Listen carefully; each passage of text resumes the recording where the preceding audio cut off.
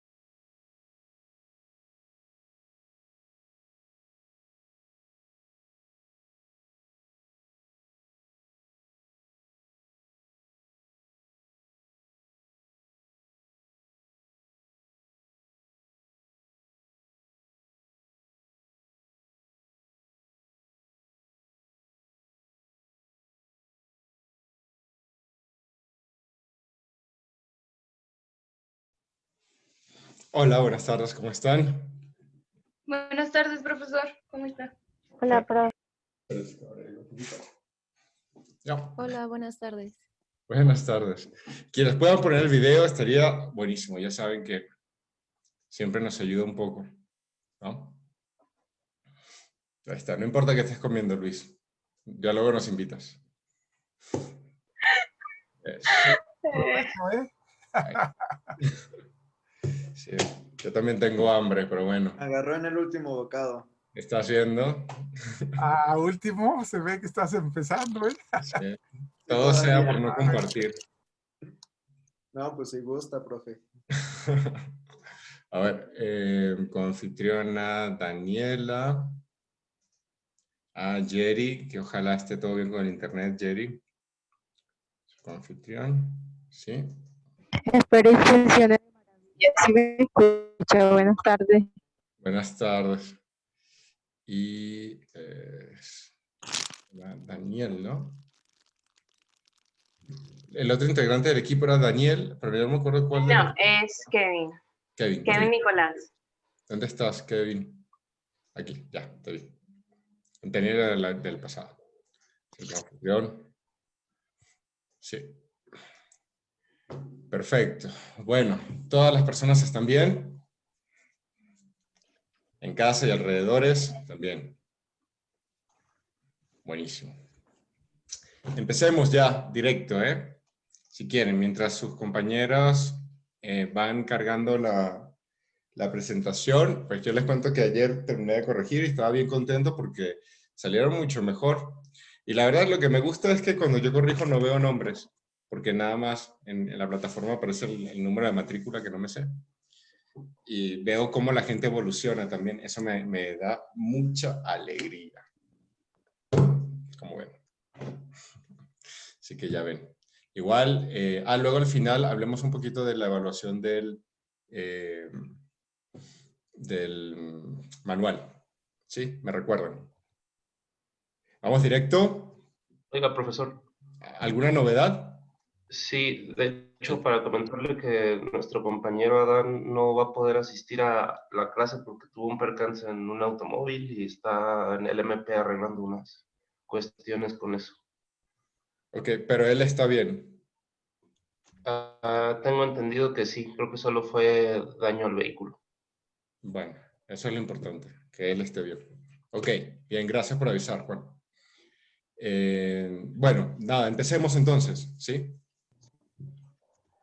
Sí, profesor. Profesor, Sí. antes de empezar con la exposición, me gustaría comentarle pues que intentamos grabar la sección de nuestra compañera Jerry, pero fue caótico, entonces no pudimos grabar la parte de ella. Sin embargo, pues ella está haciendo todo lo posible para que la conexión no falle, pero en el caso de que suceda, lo que hacemos es que pues la llamo y la pongo aquí en altavoz para poder continuar con la exposición. Entonces, para que lo tengan presente y nos disculpen si tenemos ese percance.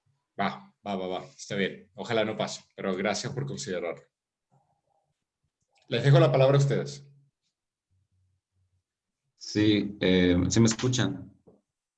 Sí, ok.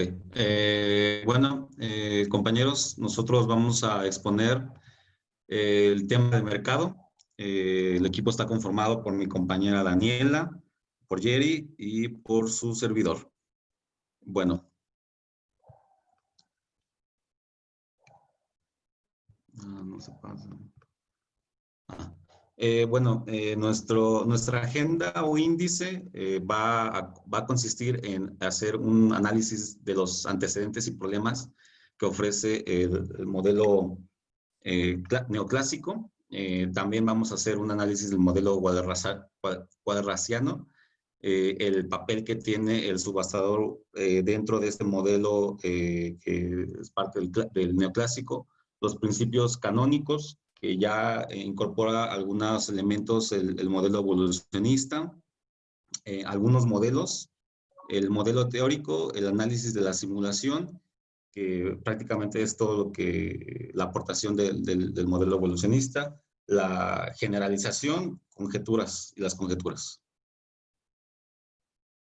Bueno, ¿qué es el mercado? El mercado lo podemos definir como un espacio que puede ser tanto físico o virtual, donde tanto consumidores o vendedores convergen para un intercambio de los bienes. ¿Cómo analizar el mercado? Bueno, cada modelo o cada enfoque tiene sus maneras de representarlo. El modelo neoclásico tiene algunos supuestos, sobre todo desde la perspectiva individualista, donde cada uno de los agentes económicos va a tener una información perfecta sobre los bienes. También tendrá la característica de la exogeneidad de los precios en cada uno de los agentes, es decir, que él no tiene el control como tal de los precios que existen en este mercado. También parte del supuesto de los bienes homogéneos y visibles y que las transacciones no tendrán ninguna restricción. Es decir, va a abogar por la libertad de cada uno de los agentes económicos por su propia transacción que considere pertinente. La formalización del mercado de competencia puro y perfecto es el mercado wadsworthiano. Antes de entrar al tema de este modelo, vale la pena recordarles un poco esta imagen sobre el equilibrio en el mercado, donde las variables de la demanda y la oferta se intersectan y generan un equilibrio. Esta parte va a ser mencionada más adelante por mis compañeras.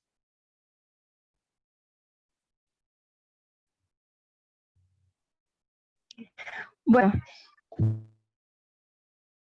antes de pasar a la siguiente parte de la exposición, presentamos algunos conceptos importantes que se trabajan en este capítulo, tales como los bienes homogéneos, que son aquellos bienes no diferenciados que pueden tomarse como sustitutos perfectos.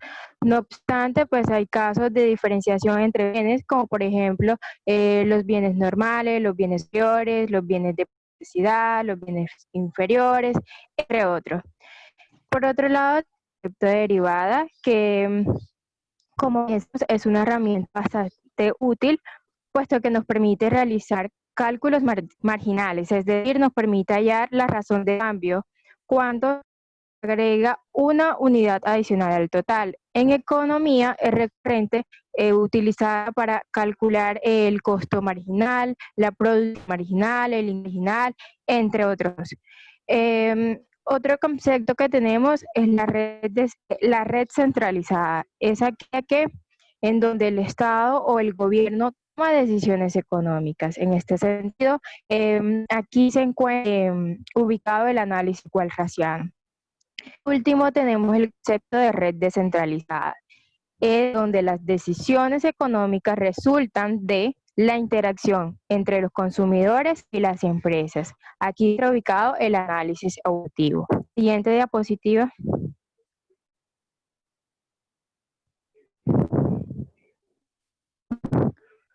Bueno, ya entrando al modelo walrasiano, es un modelo, una economía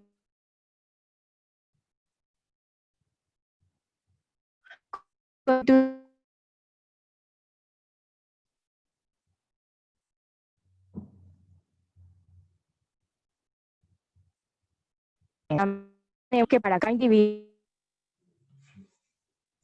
Yo no le estoy escuchando bien. ¿Ustedes? inicial Creo que no. está dotado como W sub I. La verdad. No, se está cortando ¿Me mucho. escucha? No. Y llega cortado el audio.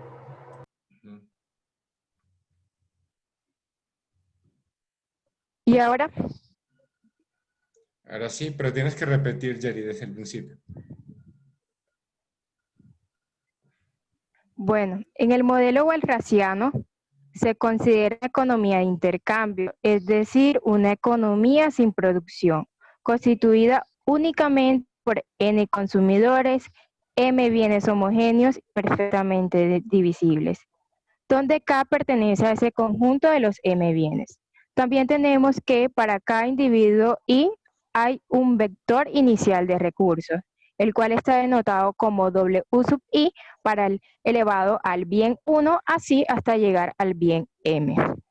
Entonces, teniendo aquí en este modelo la función del mercado como distribuir esos recursos iniciales entre los N consumidores, teniendo en cuenta las preferencias de cada uno de ellos. La siguiente diapositiva.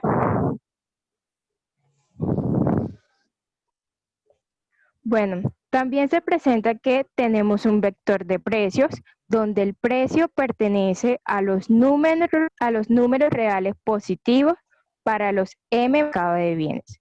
Está representado como P igual al vector que va del precio del bien 1 hasta el precio del bien M. Entonces, teniendo toda esta parte, podemos calcular o determinar para cada agente I el exceso de demanda del bien K dado un precio, que puede ser denotado como E sub I elevado a la K dado un precio P. Darlo como el exceso del individuo I para el bien K dado un precio. Ahora bien, el exceso de demanda se calcula como la diferencia entre su demanda y su recurso inicial. Y a partir de todos esos excesos de demanda individual, entonces podemos determinar el exceso de demanda total para ese mercado. ¿Cómo se calcula? Como de todos esos excesos de demanda para cada individuo para el bien K dado un precio. La siguiente diapositiva. Bueno, dado todo lo anterior, podemos llegar, el modelo walrasiano nos plantea un equilibrio. Este se presenta cuando todos los mercados están simultáneamente en equilibrio y esto se da solo cuando el exceso de demanda del bien K dado un precio es igual a 0. Entonces, ¿qué tenemos modelo?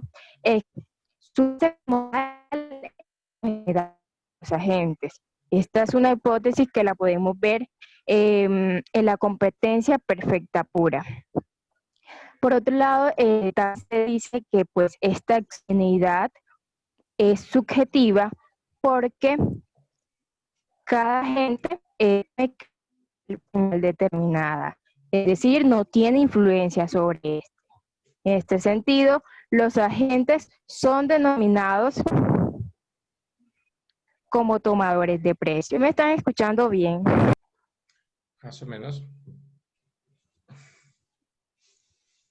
Más o menos, Jerry. Hay varias veces que se corta. En general se entiende. Ya está cortadito. Bueno, entonces, como todos los agentes son tomadores de precio, y como postulé en las láminas anteriores, de que en este modelo el precio es único para todas las transacciones, en lugar de acordarse bilateralmente, pues como hacemos análisis evolutivo, que más adelante. Por lo tanto, podemos afirmar que en este mercado walrasiano es una estructura fundamentalmente centralizada. Entonces, si todos los agentes son tomadores de precios, ¿cómo se forman los precios? ¿Quién los pone en el mercado? Ya que si observamos esta ecuación que tenemos en la presente lámina, vemos que no hay alguno el proceso por el cual el precio de mercado converge hasta el. Ahora bien, lo que hace la teoría walrasiana es plantearnos pues un mecanismo que es el denominado subastador, que será expuesto por mi compañera Daniela.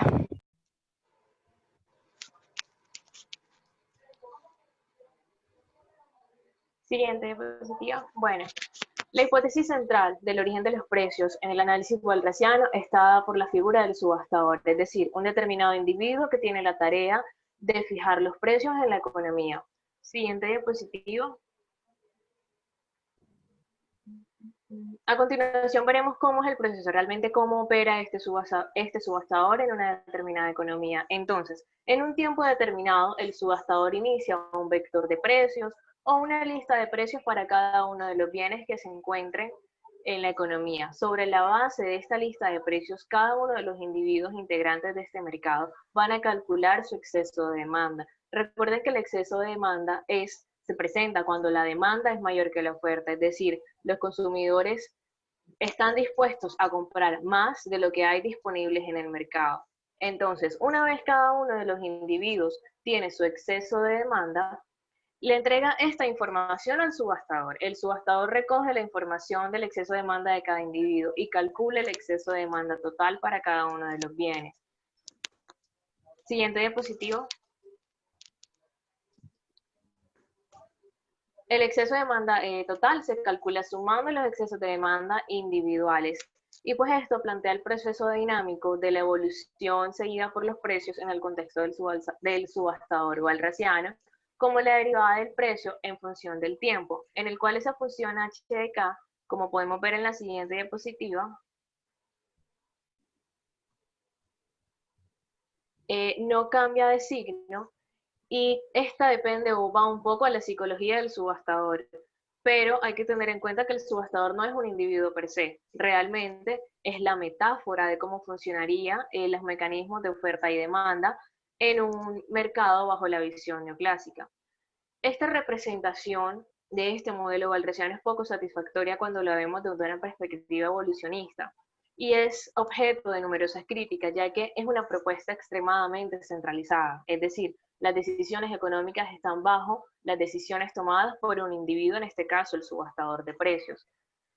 Y también esta idea de que mientras el subastador de precios encuentra esa lista de precios para la cual esos mercados están en equilibrio, no hay transacción alguna, es decir, no hay comercio hasta que no se establezca el precio de equilibrio, lo cual hace poco sentido si lo vemos en un contexto real.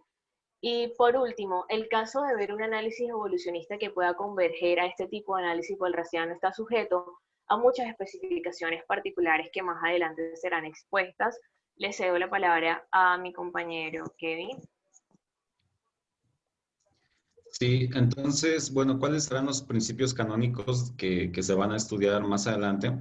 Recordemos entonces que el enfoque neoclásico apuesta a la centralización, a establecer dentro de los consumidores a alguien que se encargue de fijar los precios, y el modelo evolucionista lo que hace es modificar esta narrativa y incorporarla en un proceso basado en la negociación y en el intercambio, es decir, un poco más descentralizado, o sea, propone la descentralización.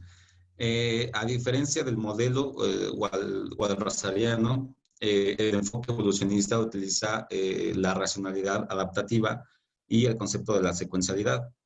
¿Por qué? Porque estamos partiendo de que los individuos en el modelo neoclásico tienen una racionalidad optimizada.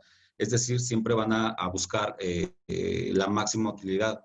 Sin embargo, vamos a ver más adelante que en muchas ocasiones los individuos se presentan a dos situaciones particulares en la que no siempre van a poder encontrar ese máximo dentro del mercado. Simplemente escoger entre dos o las situaciones en las que se encuentran. Entonces, los agentes económicos no van a poder optimizar sus decisiones, por lo que su comportamiento va a ser adaptativo, dependiendo de la situación. En la manera en cómo entiende cada una de las situaciones en las que se encuentra es como nosotros, el agente económico va a interpretar el ambiente y esto va a generar un aprendizaje a través de múltiples interacciones. Oye, Entonces, Kevin, antes Sí, de que profesor. continúes, asegúrate de que el asunto haya quedado claro, al menos en el modelo neoclásico, con toda la gente. Comienza a preguntarles, a ver, verifica que sí te siguieron y que siguieron a tus compañeros. Bueno, me quedo aquí. ¿Algún compañero que quiera detallarnos, explicarnos o generar alguna aportación sobre la racionalidad optimizada?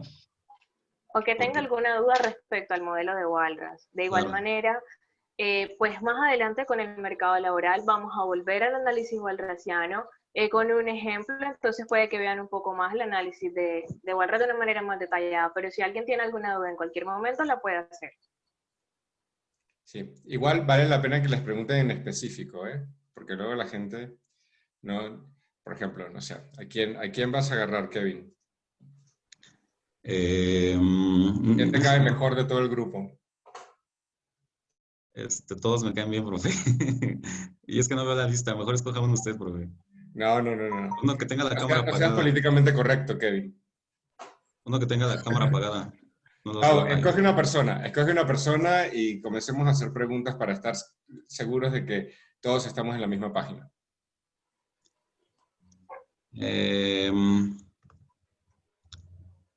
A ver, Brenda. a Brenda. Ok, gracias. Bueno, por lo que entiendo hasta el momento, muy clara su explicación, perspectiva, la diferencia entre el modelo walrasiano y los principios canónicos que se establecen a partir de la teoría evolucionista es que el modelo walrasiano, bueno, pues existe este personaje que es como la metáfora encargado de coordinar los precios y de mediar como la oferta y la demanda, ¿no? En el mercado. La diferencia de los principios canónicos es que ahí ya no es esta persona, ¿no? El mercado ya no tiene una perspectiva centralizada, sino que pues se les da poder, digamos, a los agentes, a los individuos como justamente personas y tienen digamos, la capacidad de poder decidir y establecer interacciones entre ellos para poder acordar estos precios. No sé si hasta ahí los voy siguiendo, ¿no? ¿Sí me escuchan? Sí. Sí, pues esa es una diferencia sustantiva, ¿no? Entre los dos modelos. La libertad de los agentes para poder decidir sus propias transacciones. Sí, esa es una. Y la otra es, este modelo centralizado, ISIS, ¿cómo funciona bien? Si tú tuvieras que hacer un resumen de cómo funciona el modelo centralizado, ¿qué dirías? Diría que hay un subastador que es el que se encarga de fijar los precios y entonces la oferta y la demanda se basan en esta subasta que se hace de los precios. El subastador fija los precios con base en lo que se está ofertando, se ve que no haya un exceso de demanda y en caso de que no haya un exceso de demanda se ponen, o sea, se pueden realizar las transacciones. En caso de que haya un exceso de demanda se vuelven a fijar los precios y pues se realiza como esta transacción. No sé si lo dije bien. Sí, ahí hay algunos detalles. O sea, lo primero es que realmente el subastador no decide la demanda y la oferta. La demanda y la oferta como que ya están dados. El trabajo de esta persona que subasta es ponerlo todo de acuerdo, ¿no? Como hacer la conciliación. Es más o menos lo que está buscando el subastador. pero no es que esta persona que está en el centro decide cuál va a ser la oferta o decide cuál va a ser la demanda, no es el caso. La demanda ya está y esta persona las percibe y va viendo dónde va a estar este encuentro, ¿no? Ahí hay algunas contradicciones, como bien decía Daniela, alrededor del tema temporal, ¿no? Porque pues no queda muy claro, por ejemplo, mientras no hay acuerdo, pues no hay transacción. Esa es una de las primeras cosas que hay que tomar en cuenta. Pero ese mientras implica que hay un tiempo de ajuste, ¿no? Y no se explicita bien cómo se hace tiempo de ajuste y cuándo se da, ni tampoco claramente quién le compila la lista al subastador, por ejemplo, de precios. ¿Quién hace esa compilación? ¿Quién se la da? ¿Cómo se la da? Eso no, tampoco se dice mucho. Daniel. Buenas tardes. Yo quisiera mencionar algo que quizás se les escapó a los compañeros decir, y es que uno de los fundamentos centrales que no explica el modelo walrasiano es cómo los precios de mercado en los distintos mercados convergen a un precio equilibrio que permite, pues básicamente llegar al equilibrio general dentro de la economía. Sí, el cómo no está claro, pero sí, digamos, capaz no fue dicho completo, pero sí estaba implícito en esto que comentaban, bueno, las consideraciones del tiempo, de esto de poder hacer la revisión de la lista de precios, etcétera, ¿no?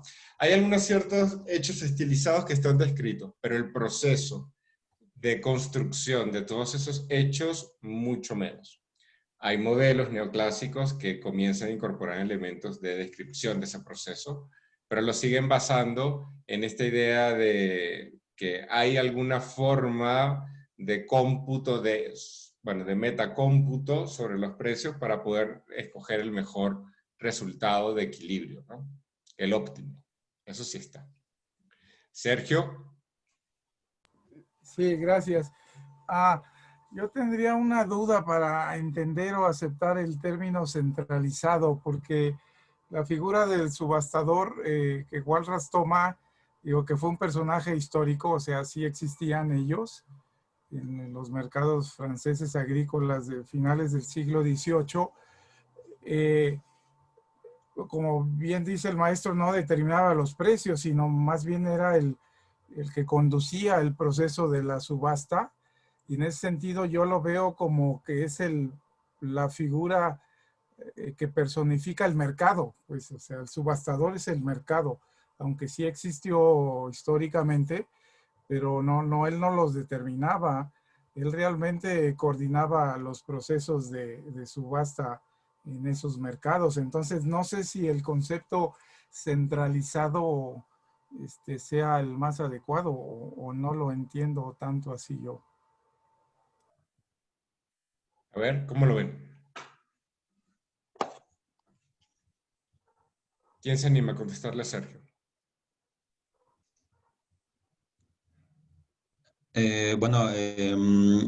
Quizás yo, una aportación ahí, y que a lo mejor también entra como duda, sí, es que se menciona que en la parte del modelo evolucionista no existe un precio bien definido, ¿no? O sea, el precio se da a partir de las competencias, y en esa parte de Walras el precio viene, quizás no a lo mejor definido específicamente por el subastador, pero sí analiza los excesos de demanda para tratar de que todos los consumidores tengan la misma cantidad de bienes, o bueno, o por lo menos que todos estén distribuidos los bienes entre todos los consumidores. No sé si eso es la posición centralista que utiliza este enfoque neoclásico, pero creo que la parte de la descentralización sí se ocupa de esa parte de que la flexibilidad de los precios se va a dar únicamente si existe una competencia en una situación específica. Sí, yo estoy de acuerdo. Mira, Isis, ¿sí vas a decir algo? Sí, que justo veo que está centralizado porque absolutamente todas las transacciones pasan por este subastador. Eso. Entonces no se puede realizar ninguna transacción sin que el subastador antes haya realizado como su parte. Uh-huh. Exacto. Anaí, tenías la mano levantada.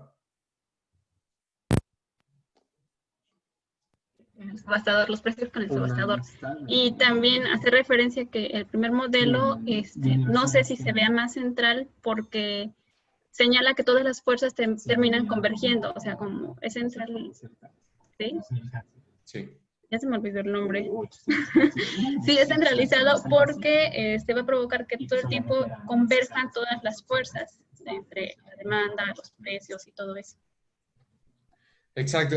La centralización no implica que es el único. No es una cuestión de que es la única persona. Hay un montón de personas alrededor. La centralización implica que converge hacia esa persona y que esa persona tiene esa labor de coordinación, ¿no? Que esa persona invisible tiene una mano invisible que coordina el mercado. Entonces, es cierto que la inspiración viene bueno, de hecho, a mí también me gustan las visiones materialistas del pensamiento.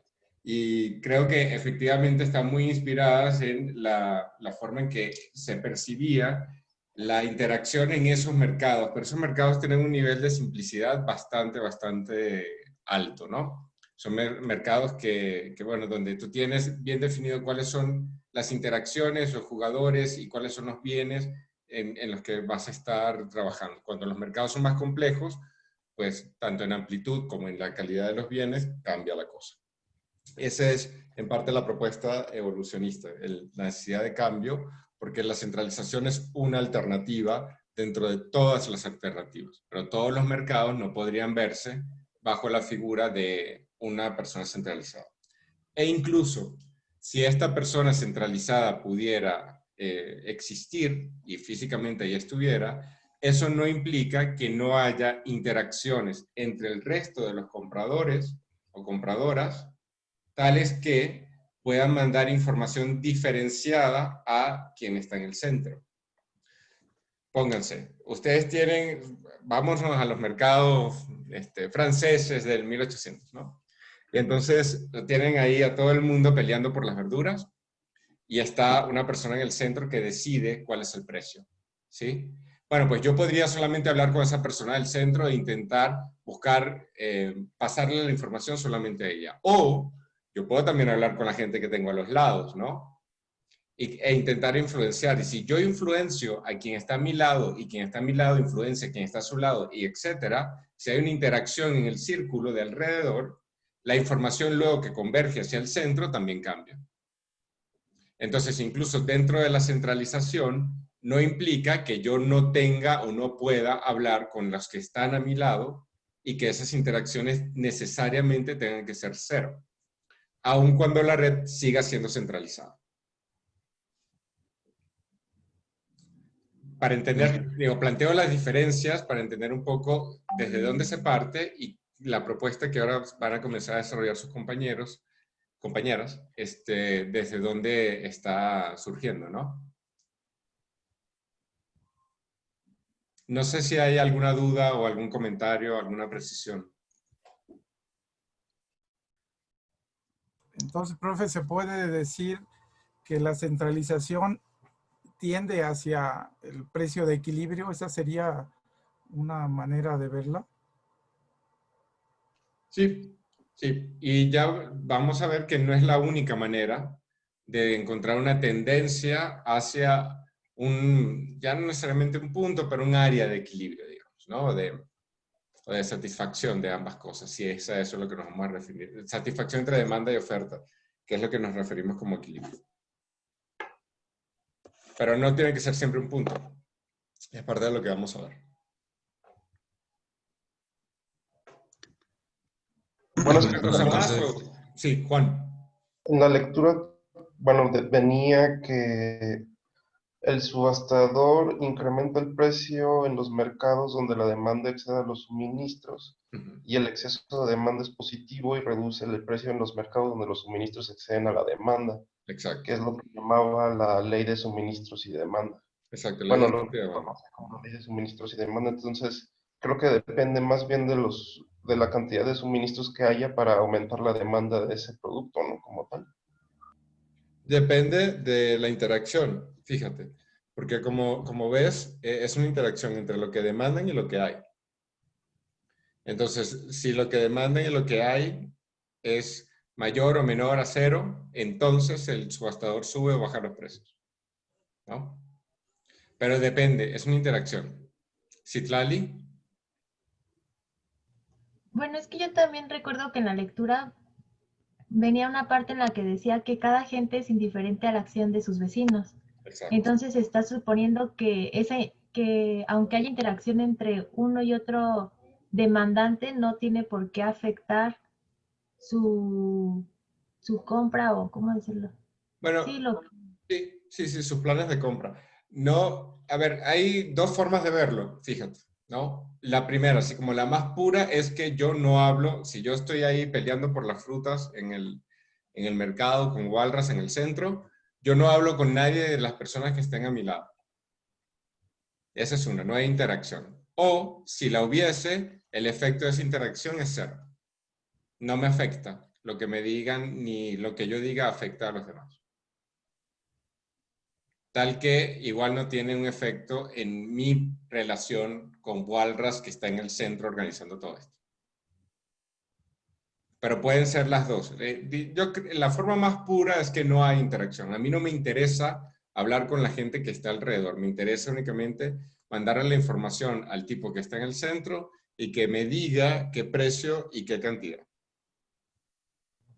Ok, gracias. Ok. ¿Hay alguna más? Yo procedo. En esta parte del el subastador, creo que también es importante señalar que no hay como este análisis de momentos, ¿no? Porque la lectura explicaba que donde existe un exceso de demanda, entonces aumenta el precio, ¿no? Y donde existe exceso de oferta, entonces disminuye el precio, más o menos. Pero no, o sea, no hace esta especie de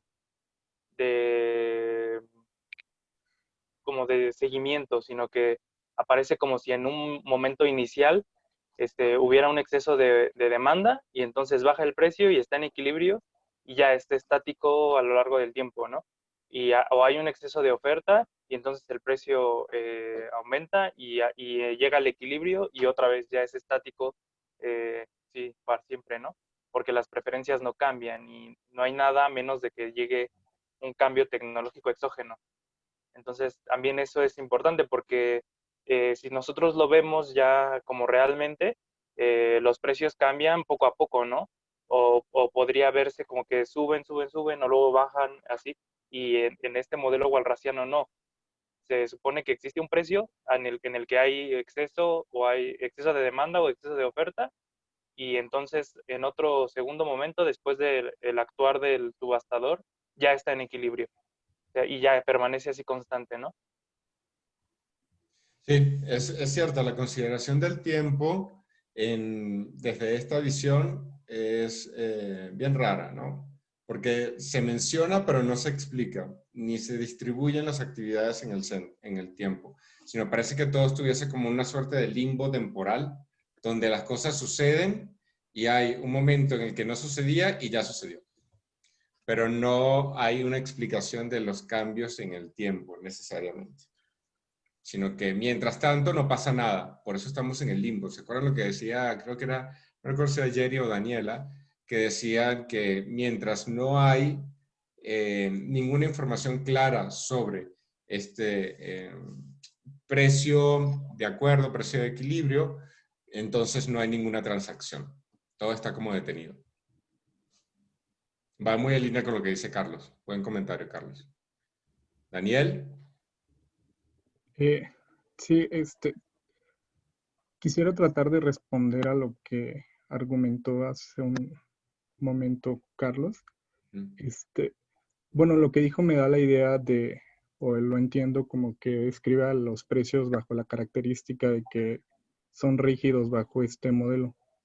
Pero al menos, bueno, yo consideraría que justamente tienen una característica de flexibilidad, que es lo que les permite converger ya sea hacia el equilibrio.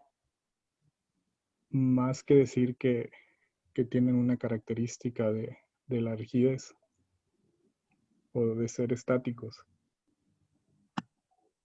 A ver, de nuevo, ¿cómo estaba, Daniel? Tú dices que es más una condición de estabilidad que de rigidez. No, de flexibilidad en los precios, que conlleva que estos puedan converger hacia un precio de equilibrio. Sí, pero no está peleado con, o sea, la flexibilidad de los precios es necesaria para que se pudiera hacer digamos, el acuerdo, ¿no? El ajuste. El asunto es que incluso teniendo esa flexibilidad, lo que no se describe es cómo sucede esto. Digamos, ¿cuánto tiempo tarda, por ejemplo, el subastador en ponerse de acuerdo? ¿Y cómo sé yo cuánto tiempo ha pasado mientras el subastador está fijando este precio de equilibrio, por ejemplo? Eso no es una pregunta que se plantea este modelo en su forma más básica, ¿no? Porque considera que va a suceder. En algún momento va a suceder y de alguna forma va a suceder. Sí, como que te podías esperar todo el día hasta que llegaran al precio de acuerdo, ¿no? Exacto. O Y puede así suceder en te 3 ibas y al segundos. otro día otra vez lo mismo y lo mismo, y, ¿no? Claro, o puede suceder en 3 segundos, que llegaste, el tipo Walras que está en el centro vio a todo el mundo y dijo, ya, este es el precio, tómalo, vas. Ya interactué, con la mirada me bastó. Pero no se dice si fue el día, si fue un segundo, si fue un año. No se dice tampoco cómo recibió la información. No está claro. Es parte de las críticas que se hacen. Bueno, yo digo que ya, Kevin, sigamos. ¿Cómo ves? Perfecto. Sí, sí, doctor. Bueno, continuamos. Ah, ahí está.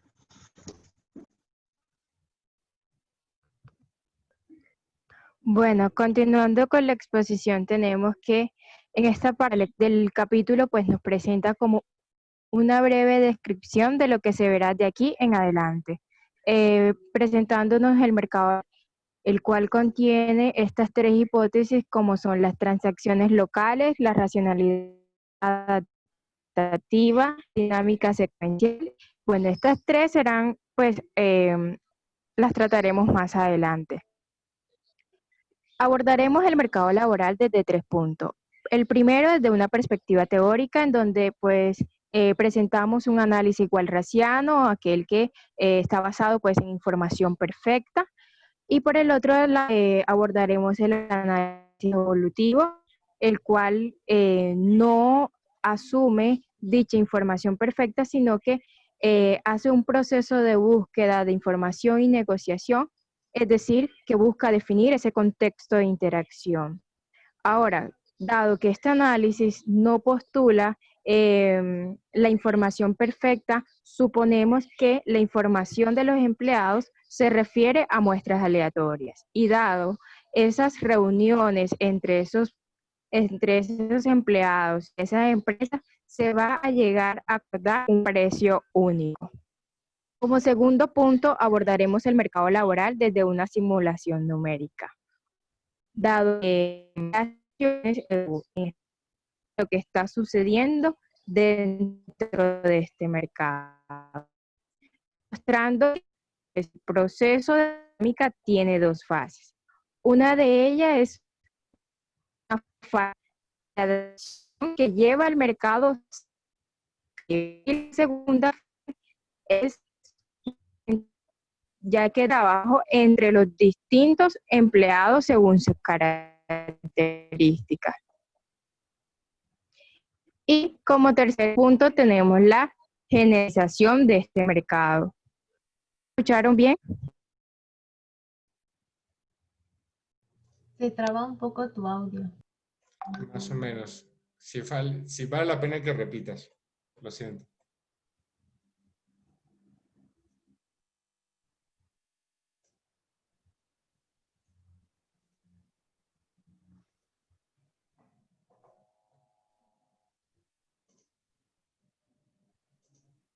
Jerry. Disculpen un momento, vamos a hacer el cambio a la llamada para que sea más fluida. Chévere.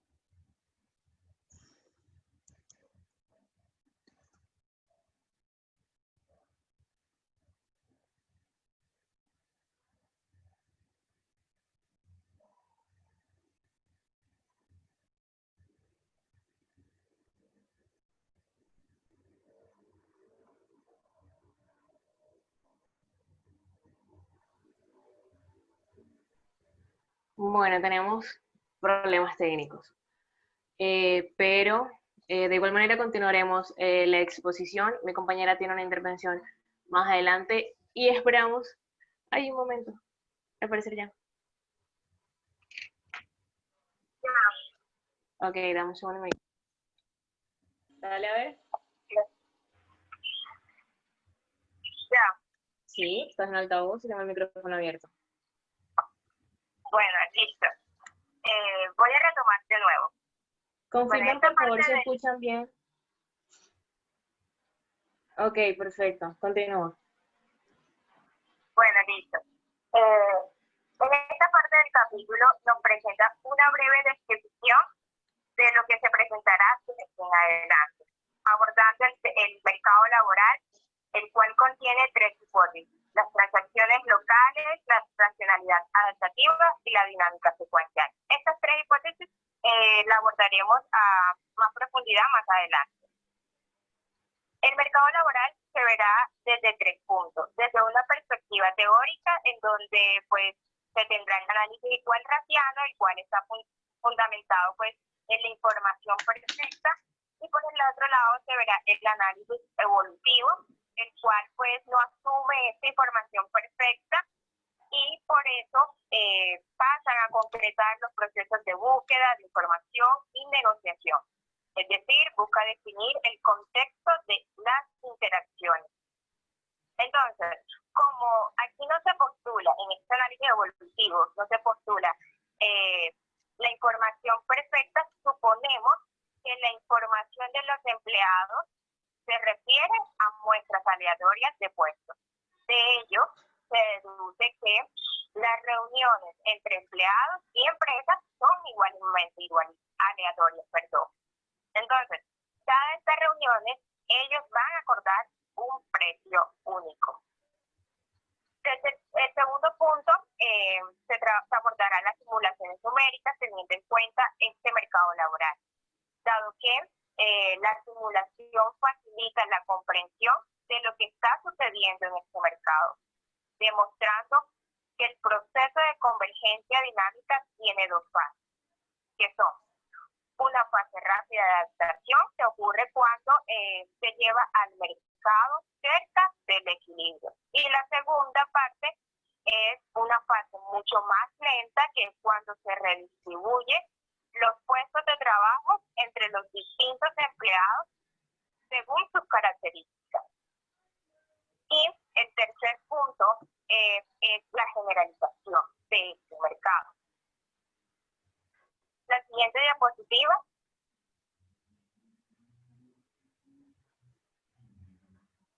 ¿Listo? Bueno, aquí tenemos un modelo teórico que describe como que los elementos de este mercado laboral. Es analizado por estos dos autores que se encuentran a la izquierda. Es un mercado que cuenta con M trabajadores, donde cada trabajador se caracteriza por su salario de reserva, es decir, el salario mínimo que está dispuesto a aceptar por trabajar y que está denotado como WK. Lo podemos interpretar como el salario mínimo requerido por el individuo K. Por el lado derecho del esquema tenemos que este mercado se encuentra con N puestos ofertados, donde cada trabajo se caracteriza por un salario máximo. Por encima de este, para la empresa no sería rentable. Es denotado como BI, donde lo podemos interpretar como el salario máximo que pagará la empresa por el trabajo I. Entonces, con la excepción de todos estos datos que acabo de mencionar, que se suponen exógenos, los trabajadores son idénticos entre sí, al igual que los puestos de trabajo. No obstante, al final se llega a concebir la idea de que esta exogeneidad desaparece en un contexto a largo plazo. ¿Por qué? Por el progreso técnico o bien por el movimiento general de los salarios y la evolución que van teniendo esas relaciones laborales y que conducen a una transformación endógena tanto del salario mínimo como del salario máximo. En la siguiente diapositiva tenemos que, para clarificar todos estos conceptos que les acabo de mencionar, postulamos esta pregunta. Si el salario mínimo de Luis es 1.000 pesos, ¿tomará un trabajo con un salario de 1 peso?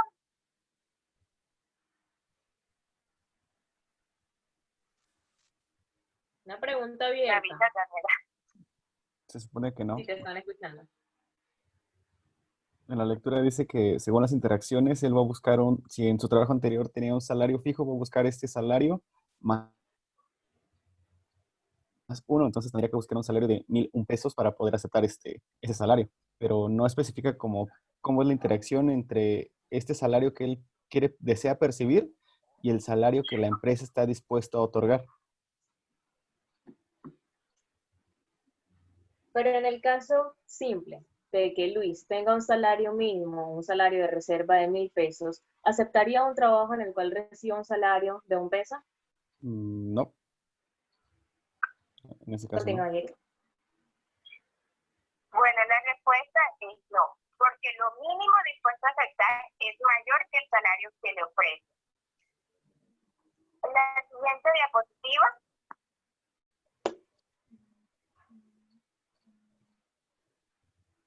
Dale.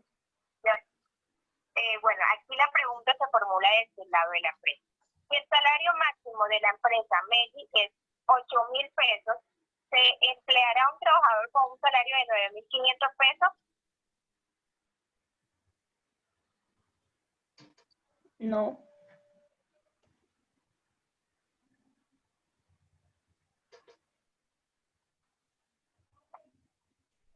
No.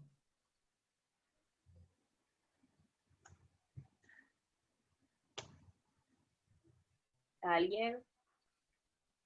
No. Anel y Luis ya dijeron que no, y sí, no lo aceptarían tampoco. Se supone que también se manejan bajo el salario máximo que ya entregan. Dale, listo, Yeri. Bueno, en la siguiente diapositiva tenemos que efectivamente la respuesta es no, porque no es rentable para la empresa emplear a un trabajador con un salario mayor al que esta empresa está dispuesta a contratar. En la siguiente diapositiva tenemos ya el análisis Weldraciano de dicho mercado laboral. En el análisis Weldraciano de este mercado se basa en funciones de oferta y demanda. Aquí tenemos el lado de la oferta. Bueno, primero hay que considerar que en este análisis Weldraciano hay un precio dado por el subastador. Entonces, tenemos en la oferta. La oferta está dada por todos los individuos K, tal que el salario sea menor o igual que el precio. Es decir, la oferta está dada por aquellos individuos para los cuales el precio que da el subastador es mayor o igual al salario mínimo que ellos están dispuestos a aceptar, porque nadie va a trabajar por debajo del salario mínimo. Por tanto, la oferta es una función creciente del precio, porque a medida que el precio que fija el subastador en este mercado se aumenta, entonces va a haber un número mayor de individuos para los cuales ese precio es mayor o igual a su salario. Y por lo tanto va a haber más individuos que van a querer trabajar a ese precio. Entonces, si pasamos a clasificar todos los individuos en orden creciente por su salario mínimo de reserva y teniendo en cuenta que este salario mínimo es único, es decir, donde todos los individuos tienen un salario mínimo único y que es diferente a cualquier otro individuo que haya en este mercado. En la siguiente diapositiva, perdón. ¿Sí me escuchan? Sí, se le escucha. Pero yo no escuché bien la parte anterior. Disculpa, se escucha muy lejos.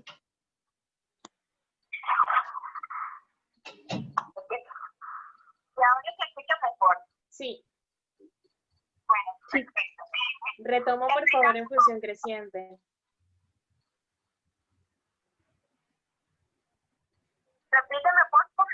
Repite, por favor, desde la función creciente que no se escuchó bien. Bueno, en este caso pasamos a clasificar todos los individuos en orden creciente por su salario mínimo. Y teniendo en cuenta que este salario mínimo es único, es decir, si tenemos un mercado laboral con Nelly, Daniela y Kevin, por ejemplo, tenemos que Nelly tiene un salario mínimo de 1.000, Daniela de 2.000 y Kevin de 3.000. Por lo tanto, el salario mínimo en este mercado laboral es único porque cada uno de ellos tiene un salario mínimo diferente. Si nos fijamos en la matriz de estas láminas que presenta, que en la primera línea, la oferta de este mercado laboral va a ser igual a 0 si el precio dado por el subastador es menor al salario mínimo de reserva de todos los individuos del mercado, porque nadie está dispuesto pues a trabajar por menos de ese salario mínimo de reserva, porque es lo mínimo aceptado. En la segunda línea pues ya es un caso intermedio en cuanto el subastador pues aumenta su precio, aumenta pues una cierta cantidad de individuos que entran a laborar. En la tercera línea de la matriz se presenta que la oferta sería igual a M, es decir, igual a la totalidad de los individuos de este mercado laboral, cuando el precio sea mayor que el salario mínimo de todos esos individuos. En la siguiente diapositiva mostraremos un ejemplo para que puedan clarificarse. Entonces, tenemos 3 trabajadores, Luis, Nelly y Brenda, donde cada uno de ellos tiene un salario mínimo respectivamente de 1.000, 1.500 y 1.800 pesos. Si el precio dado por el subastador es de $1, ¿cuántos individuos conforman la oferta? Ninguno, porque... Ninguno. Sí, porque $1 es menor a 1.000, 1.500 y 1.800. Exactamente, ninguno de ellos. Entonces, ¿qué sucede a un precio de 1.600 estipulado por el subastador? Únicamente Luis y Nelly conforman la oferta, ¿no? Ok. ¿Y a un precio de 5.000 pesos? Los 3 trabajadores quisieran acceder a ese trabajo. Claro, entonces esta es la ejemplificación de lo que les decía mi compañera Yeri. A medida que aumente el precio, será mayor el número de individuos que estarán conformando esa oferta. Dale, Yeri. Por favor. Bueno, por el lado de la demanda tenemos que la demanda está dada por el número de puestos de trabajo tal que el salario máximo que están dispuestos a pagar las empresas sea mayor o igual que el precio que fija el subastador. Es decir, esto teniendo en cuenta que ese salario máximo está dado por ser el salario o el valor más alto en que las empresas aún tienen beneficios, ya que por encima de ese valor no sería rentable. Técnicamente, lo que es conveniente para las empresas es que el precio que dé el subastador sea menor o igual a lo que ellas están dispuestas a pagar.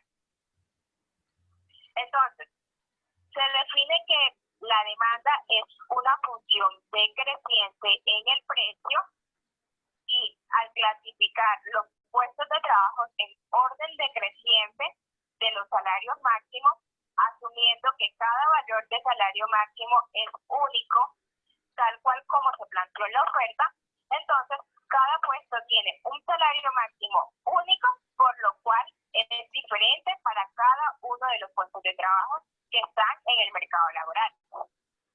Entonces, si observamos en este caso de la matriz, el primer caso, tenemos que la demanda al precio dado por el subastador es igual a N, es decir, es igual a la totalidad de puestos de trabajo en el mercado laboral si el precio que da el subastador está entre 0 y el valor máximo de los N puestos de trabajo. En la última línea de la matriz se dice que la demanda laboral va a ser igual a 0 si ese precio fijado por el subastador es mayor al salario máximo de todos los puestos de trabajo, ya que para ninguna empresa es rentable. Al igual que en la oferta, tenemos un ejemplo para clarificar mejor esta parte. Bueno, y ahora tenemos 3 puestos de trabajo, Sergio S.A., Meji y una empresa X, donde el salario máximo dado en pesos es 5.000, 8.000 y 7.000 pesos respectivamente. Si el precio estipulado por el subastador es de 500 pesos, ¿cuántos puestos de trabajo conforman la demanda?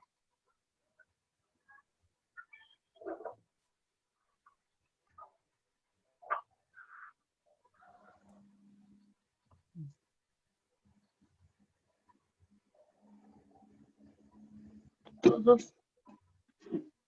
¿Todos?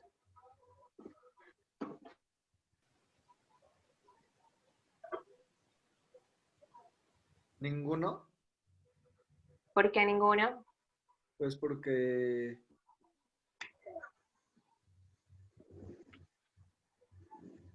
bueno, no sé si lo estoy viendo mal.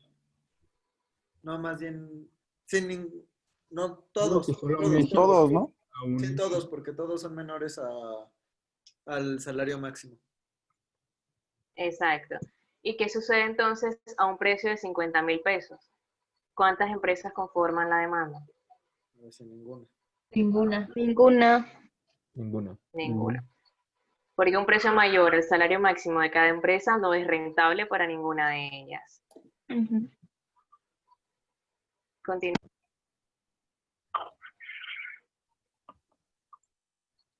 Bueno, lo que nos plantea el análisis cuadraciano es que hay un equilibrio. La demanda, en donde la demanda debe ser igual a la oferta, es decir, todos los puestos disponibles en este mercado laboral deben ser ocupados por todos los individuos del mercado laboral dispuestos a trabajar o que están buscando empleo. En la siguiente diapositiva. Dale. Bueno, aquí tenemos la representación gráfica de estas dos funciones, de oferta y demanda. Por el lado, la gráfica del lado izquierdo tenemos la oferta laboral, que quiere decir que a medida que aumenta el precio, aumenta el número de individuos que van a laborar. Y por el lado de la demanda, tenemos que a medida que aumenta el precio, entonces las empresas, el número de puestos va a disminuir. ese precio que está proponiendo el subastador es mayor al salario máximo al cual ellas están dispuestas a pagar. Entonces, como vemos, estas gráficas o estas curvas no son continuas y por tanto no hay garantía del equilibrio, porque no se están asumiendo de que haya bienes perfectamente divisibles. Por el contrario, en este modelo, y como lo mencioné anteriormente, lo que se asumen son salarios únicos y diferentes, tanto por el lado de la empresa como por el lado de los trabajadores. Entonces, lo que hace este modelo es, para evitar estas dificultades, se asume que existe una variable K. Fijémonos pues en la ecuación que está debajo de las gráficas. Bueno, lo que hace este modelo es, hay una variable K tal que el salario mínimo es igual al salario máximo y este a su vez es igual al precio. Y bajo esta perspectiva, sí se puede demostrar de que existe un único valor P que satisface que la oferta sea igual a la demanda.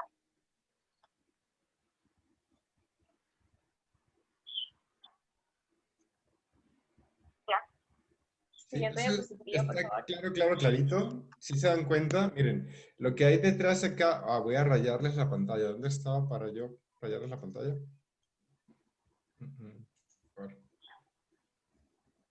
Por opciones, anotar, ok. Miren, esta, ¿qué curva es?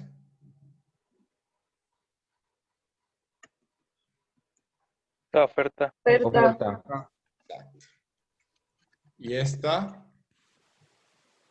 Demanda. La de la demanda. Y entonces lo que hacemos es, si se hiciera aquí un zoom, lo que veríamos son un montón de rayitas descalonadas así, ¿no? Bueno, ya saben que pintar con el mouse es difícil, ¿no? Pero es la misma información.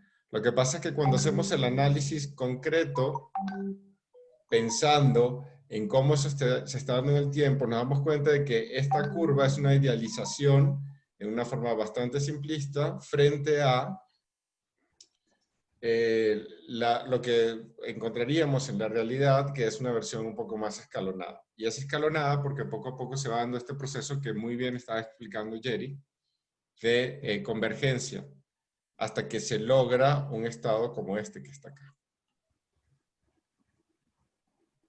¿No? Digo para vincularlo con lo que veníamos viendo, porque de nuevo, esto es una reconfiguración tomando varios conceptos y varias propuestas del modelo neoclásico.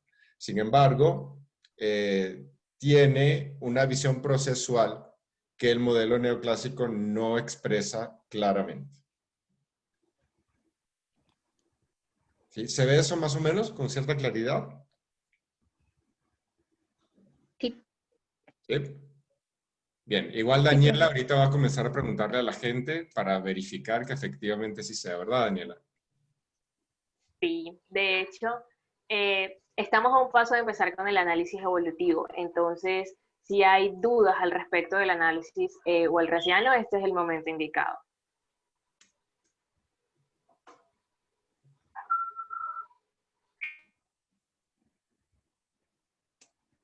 Juntando las dos curvas, ¿tendería a un precio de equilibrio? Sí, el cruce de la curva de demanda y oferta te muestra ese precio y esa cantidad que establece el equilibrio en una visión neoclásica de mercado. Carlos. Sí, bueno, una de las críticas más importantes que se hacen, al menos desde una visión un poco más marxista y clásica, es que hay puntos donde, por ejemplo, estas líneas o curvas de oferta y de demanda, como decía el profesor, están conformadas por bloques, ¿no? Por estos como rectángulos.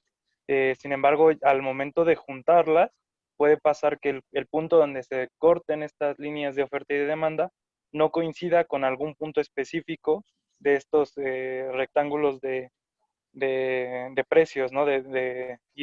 Bueno, sí, de salarios mínimos y máximos. Entonces, eso también supone un problema en términos reales, ¿no? En términos matemáticos pues, se puede porque tenemos nuestra unidad de medida es constante, ¿no? Pero cuando tenemos unidades discretas, pues ahí sí supone como ciertos problemas. Sí, ese es uno de los puntos más criticados del modelo. Matemáticamente, pues la economía neoclásica ha formalizado para tratar de demostrar y tener siempre la respuesta indicada, pero realmente tal cual como lo planteabas, puede que simplemente no exista. Al momento de juntar todos los bloques, no existe como ese punto realmente donde oferta toca demanda.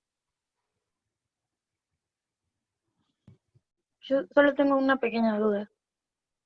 Bueno, el modelo walseriano, ¿no? Sí, no sé si lo pronuncié bien.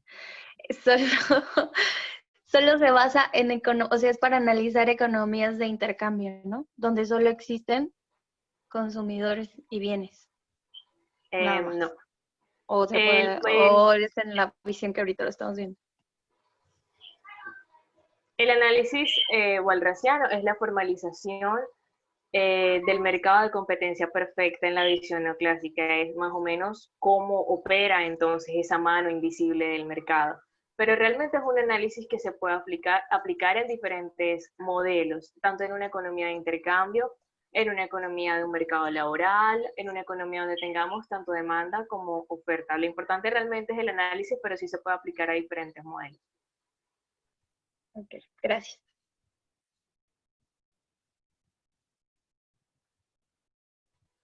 Bueno, si no hay ninguna otra pregunta, entonces empecemos con el análisis evolutivo.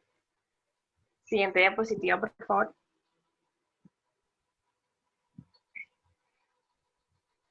Y esas líneas ustedes la ven. Sí. Y ya lo que hace el profe queda permanentemente marcado, ¿eh?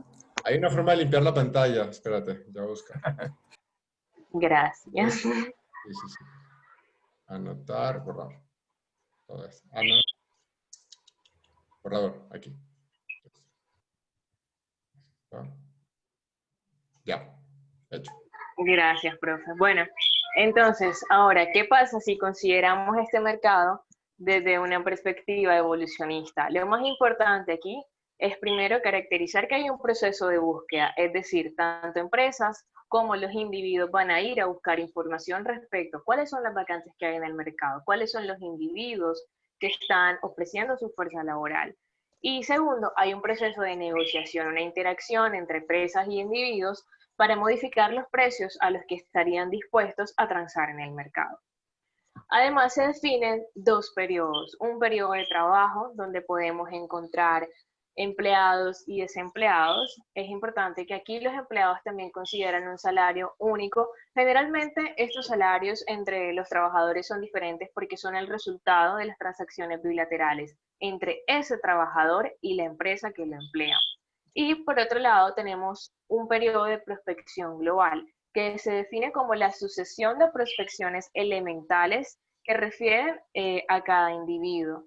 Ya les explicaré cuál es el proceso. Y hay dos supuestos claves. Primero, los individuos que están empleados son contratados por un periodo y se supone que para que un individuo cambie de empleo o que una empresa cambie de trabajador, no tiene ningún tipo de costo, es totalmente gratis para ambas partes.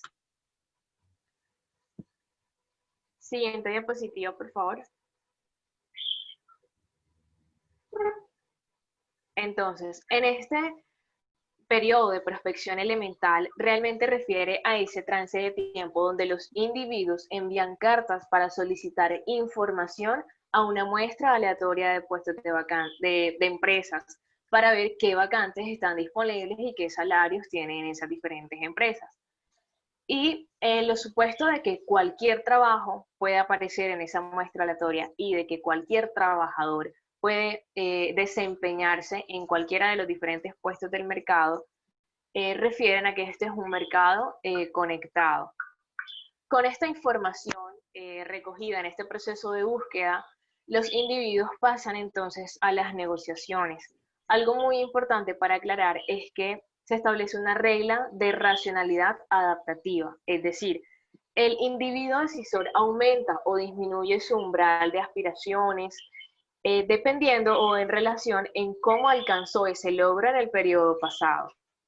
Esto, bueno, además que cada individuo tiene un requerimiento, que en este caso es el salario mínimo aceptable, que era lo que planteaba mi compañera Yeri anteriormente, que es el salario mínimo que un individuo está dispuesto a aceptar para desempeñar un trabajo.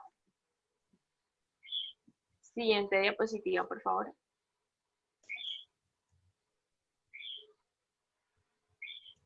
Ok, ahora, ¿cómo reacciona el individuo ante los requerimientos de salario que tienen las empresas? Entonces, en el caso de los trabajadores, un trabajador que no ha encontrado trabajo o ha estado desempleado durante periodos anteriores consecutivos, tiende a ser más conciliador a la hora de definir el precio o el salario por el cual estaría dispuesto a trabajar. Sin embargo, un trabajador que ha estado empleado durante los últimos periodos tendrá que ser un poco más exigente a la hora de establecer un nuevo salario, es decir, él va a aspirar a tener un salario mayor al que está recibiendo actualmente. Esto refiere a lo de racionalidad adaptativa. Este es un ejemplo de cómo ver la racionalidad adaptativa.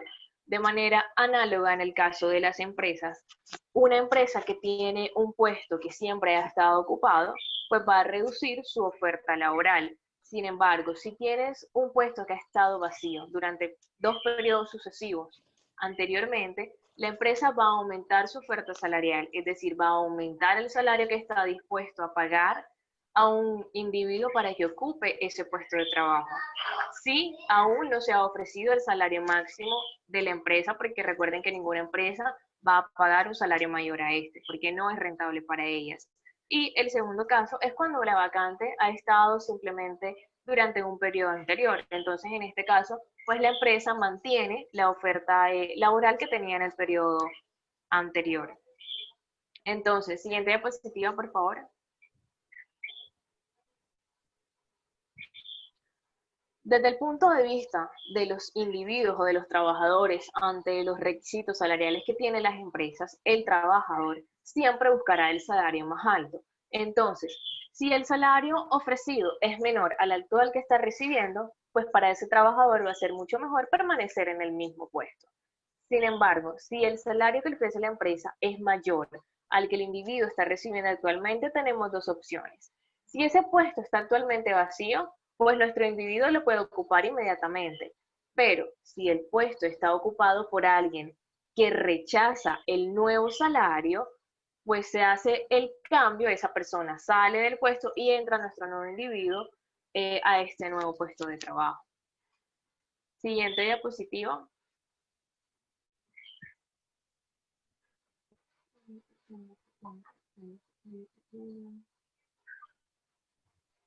Si en el final del periodo de prospección una empresa no encuentra ningún trabajador que esté dispuesta a ocupar ese puesto de trabajo por un salario menor y el empleado no encuentra una empresa que le ofrezca un salario mayor al actual recibido, entonces se da la renovación del contrato con el salario existente por un nuevo periodo.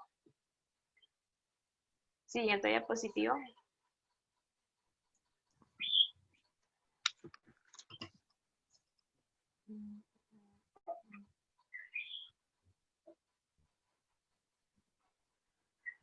Todas estas hipótesis que se han planteado anteriormente conllevan a lo denominado como estados absorbentes y se plantea que una vez el sistema llega a ellos, no pueden salir de ahí. Entonces, aquí el estado absorbente es ese caso donde todos los individuos que buscan un trabajo, que en este momento están desempleados, han reducido sus requisitos. Es decir, la aspiración salarial que tienen es lo mínimo que están dispuestos a aceptar, ese salario de reserva.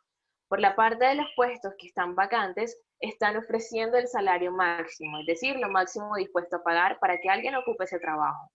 Y el salario que es ofrecido por cada trabajo que actualmente está ocupado es menor que los requerimientos de todos los individuos que podrían ocuparlo. Entonces, en este estado, los primeros K individuos son empleados y los primeros I trabajos son ocupados y se limita un poco a los salarios que se observan están limitados un poco a la expresión matemática que tenemos aquí.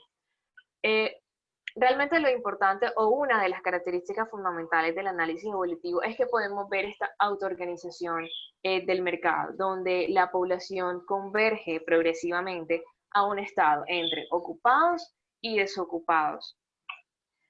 Y pues se dice que esto se converge con probabilidad de estos estados absorbentes en un tiempo finito, contrario a lo que sucede en el modelo de Walras.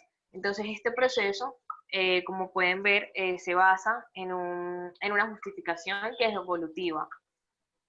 Siguiente diapositiva. Y aún así, Daniela, me gusta mucho lo que dices, lo compro todo lo que dijiste. Ahora, el asunto es que, fíjense que le podemos hacer críticas, por ejemplo, a este modelo, incluso siendo evolutivo, que es lo que a mí me gusta, no porque todos los modelos evolutivos yo piense que sean perfectos de la vida, no. El modelo lo plantea hasta acá y tiene límites. Por ejemplo, asume o supone que, supone es la palabra correcta, que hay una conexión entre quien demanda y quien oferta. Es decir, que hay, como decías muy bien en unas diapositivas atrás, que los mercados están conectados. Y si no, y si la gente le cuesta llegar a donde están los puestos de trabajo, y si quien requiere el puesto de trabajo no consigue quien se lo da, este modelo ya no sirve. No sirve porque no te muestra cómo se puede dar la interacción cuando hay barreras, ¿no?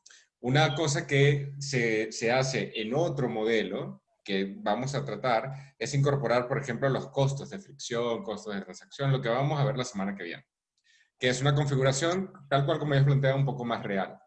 Pero el hecho de que sea un modelo evolutivo per se, aun cuando complejiza, no significa que todos los modelos evolutivos sean perfectos y que todos contengan todas las soluciones a posibles problemas reales que encontramos. La diferencia es que en cada modelo sí se dice qué sí y qué no, hasta dónde. No hay un modelo base único con el que se pretende explicar todos los casos. ¿Sí? Lo hago como una reflexión general, por eso te interrumpí, Daniela, pero está muy bien lo que estás planteando. Brenda tiene la mano arriba. Sí, gracias. Una disculpa, lo que pasa es que me sacó de la reunión hace un momento. Aquí yo me perdí un poco en cuanto a cómo es que da el paso del modelo walrasiano a este modelo, pero en un inicio estábamos hablando de precios de bienes y ahorita ya estamos hablando en términos del mercado laboral. ¿Quieren contestar ustedes o yo? Como ustedes digan.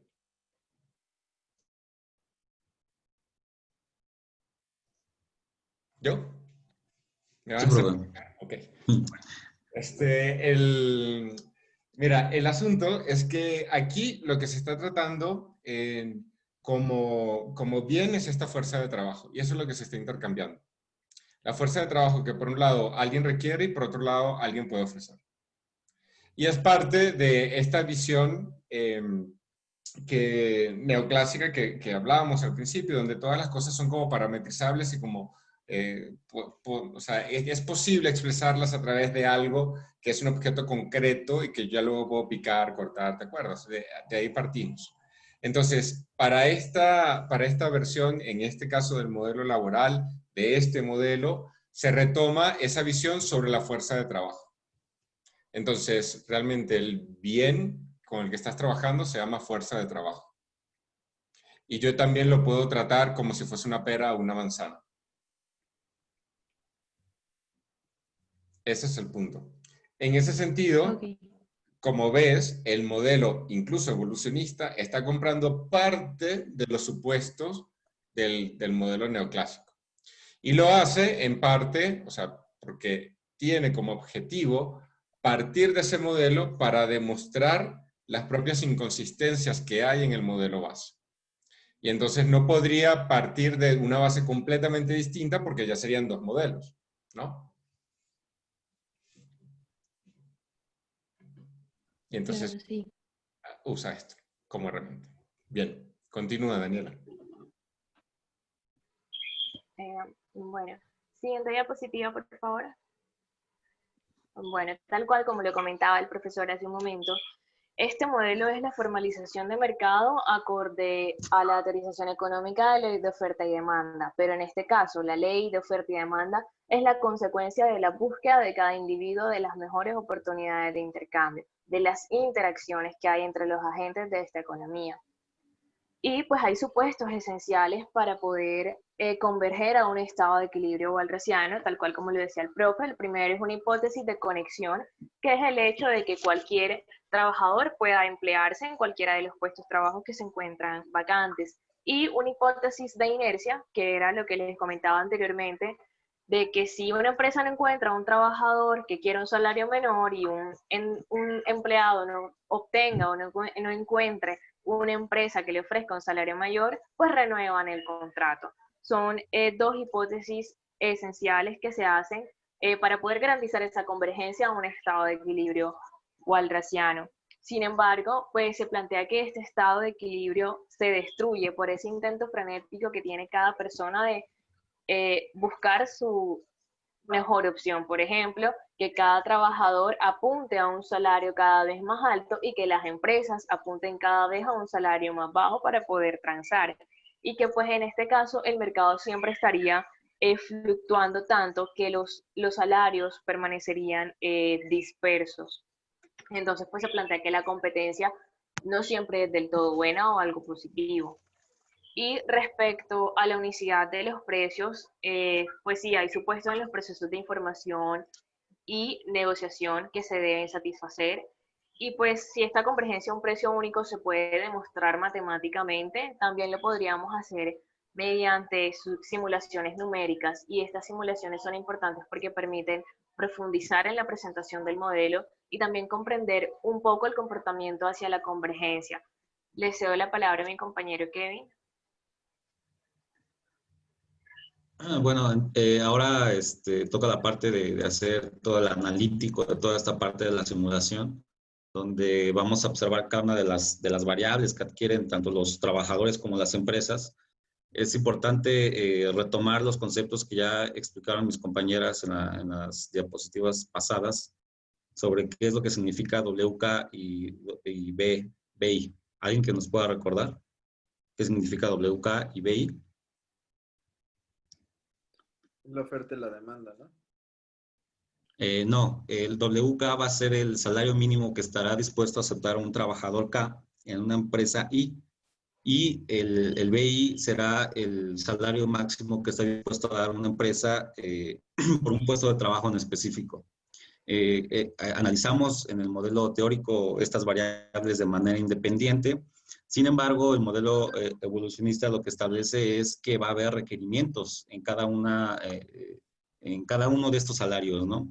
¿Qué va a ser el requerimiento? El requerimiento va a ser la respuesta que va a tener cada uno de tanto los trabajadores, seguimos utilizando el modelo laboral, va a ser la respuesta que tiene tanto los trabajadores o las empresas a una situación en particular, ¿no? Entonces vamos a denotar a nuestro requerimiento para los trabajadores K como W, KT, T, como ya lo mencionó bien mi compañero Carlos hace un rato, lo que hace el modelo evolucionista es analizar estados específicos donde cambian los requerimientos de cada uno de los trabajadores o de las empresas. Entonces vamos a analizar cada uno de esos requerimientos conforme pasa el tiempo, ¿no? ¿Qué sucede en el tiempo 0? ¿Qué sucede en el tiempo T? ¿Y qué sucede en el tiempo +1, que es el que siga al T, ¿no? Entonces, como podemos observar el requerimiento de la gente, del trabajador K, tiene que ser mayor o igual al salario mínimo que está dispuesto a aceptar por un puesto de trabajo. O sea, todos los números que estén arriba de este salario mínimo, WK, será el requerimiento. No podemos asignar un valor aún porque no lo hemos analizado a través del tiempo, pero pueden ser cualquier valor arriba o igual que su salario mínimo. Por el lado de las empresas es lo mismo. Va a ser el requerimiento B y en el tiempo, es decir, el salario mínimo, el salario máximo que la empresa está dispuesta a dar por un puesto de salario máximo. pero cómo va a cambiar esto es en cada uno de esos estados en el tiempo. Entonces, bueno, esta parte de aquí ya se las expliqué, que es prácticamente lo mismo. No sé si tienen alguna duda en esta primera presentación, sobre todo porque vamos a trabajar en esa parte de los requerimientos. También me gustaría mencionar que si bien estamos haciendo un analítico sobre cada una de estas variables, lo importante es la parte que ya comentó mi compañera Daniela, ¿no? O sea, a dónde es donde llega cada uno de estos individuos K o I. Los analíticos bien nos ayudan a saber cuál va a ser su requerimiento en un estado específico, en un tiempo en específico, perdón, pero al final va a ser importante cómo interaccionan entre cada uno de ellos. Entonces, no sé si tengan alguna duda hasta aquí, compañeros.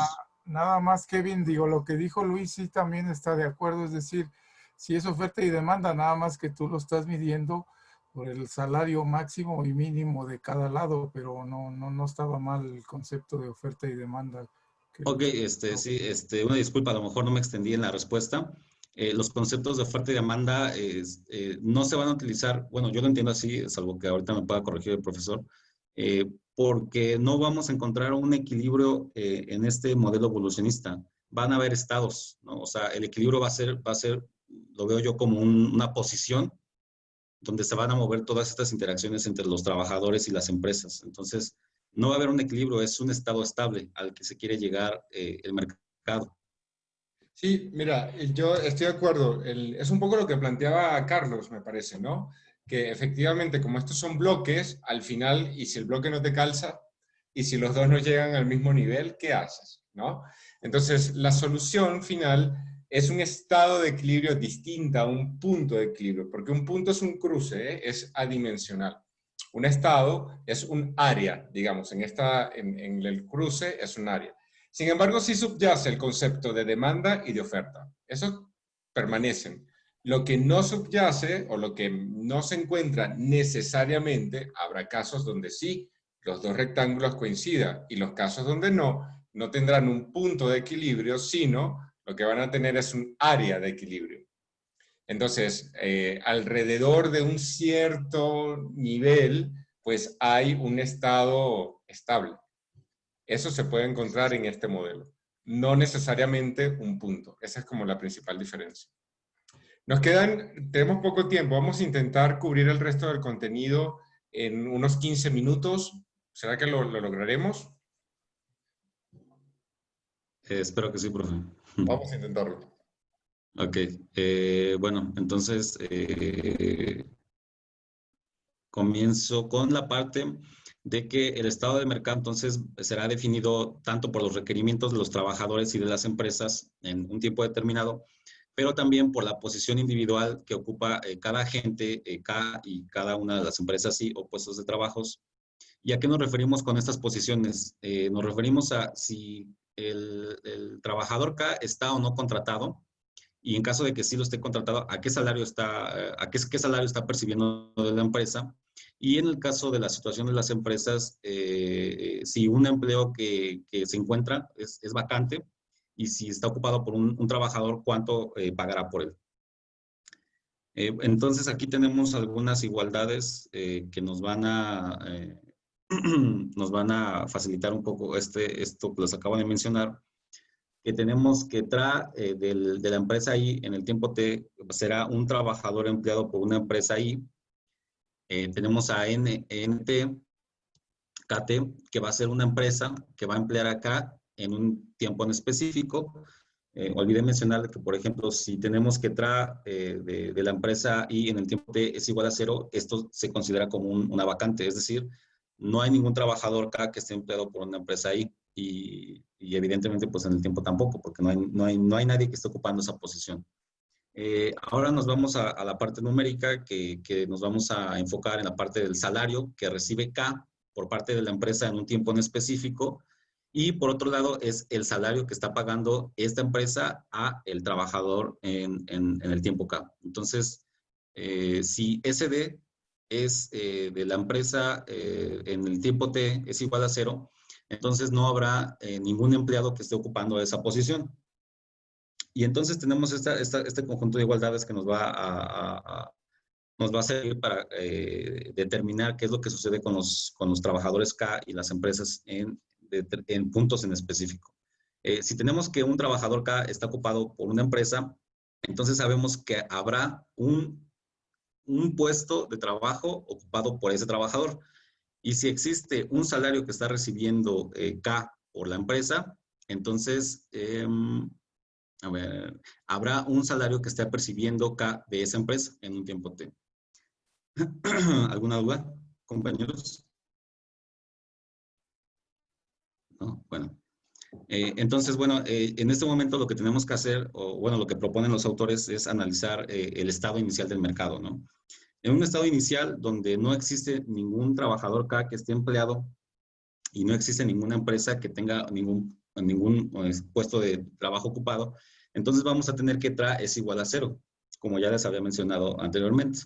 Entonces, si tenemos que no hay ningún trabajador K en la empresa I y no hay ningún puesto de trabajo I ocupado por K, tenemos que los requerimientos en esta situación, tanto de K y de T, van a ser mínimos para los trabajadores y máximo para la empresa. Es decir, bueno, no me quiero adelantar porque esa va a ser una pregunta para alguien. Entonces tenemos que si la posición, el requerimiento, perdón, del agente trabajador K en el tiempo 0 va a ser igual a el mínimo. Y tenemos que el requerimiento de la empresa la empresa I en el tiempo 0 va a ser igual al máximo que está dispuesto a dar por un puesto de trabajo ocupado.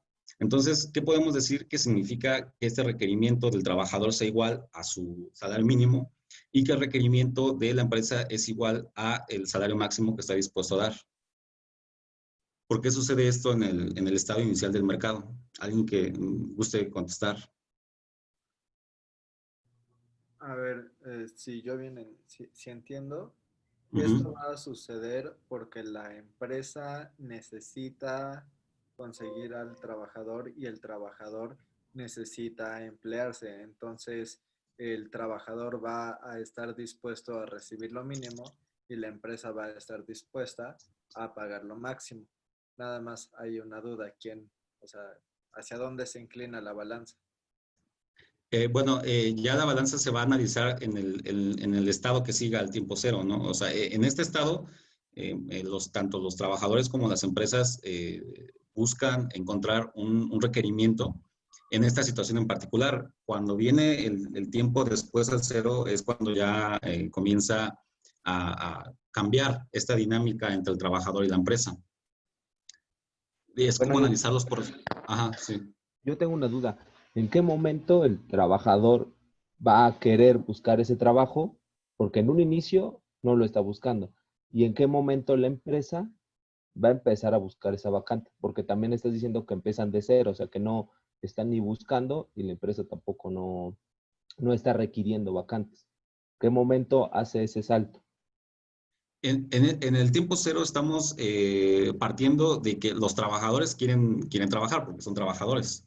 Ellos se encuentran en una posición de desempleados y las empresas tienen sus puestos de trabajo desocupados, pero quieren ocupar esos puestos de trabajo porque son empresas que requieren trabajadores.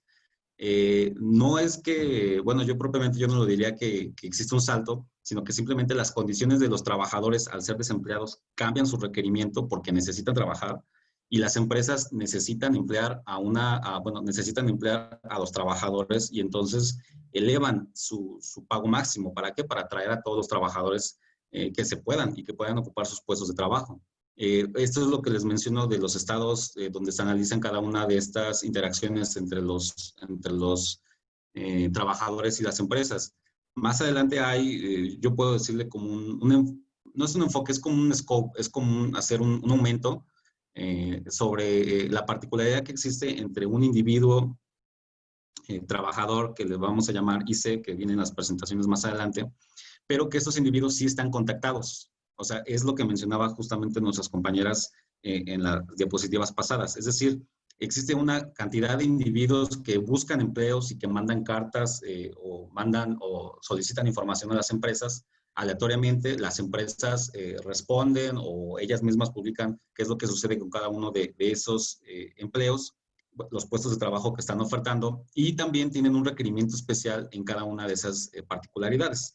En este caso, simplemente estamos analizando qué es lo que sucede en el mercado en un tiempo cero donde todos son desempleados y todas las empresas están buscando emplear a los trabajadores.